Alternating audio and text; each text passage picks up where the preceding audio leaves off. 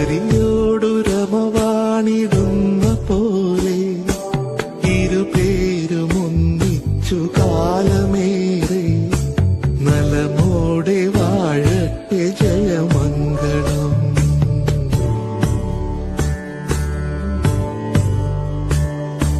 രഘുരാമ സീതാസമം സദസ്സിൽ വധുവൊത്തു വിധുവായ വരനിരിക്കേ ഇരു കുടുംബം തമ്മിലിതളു ചേരും ഹൃദയങ്ങളോതിടും ജയമംഗളം.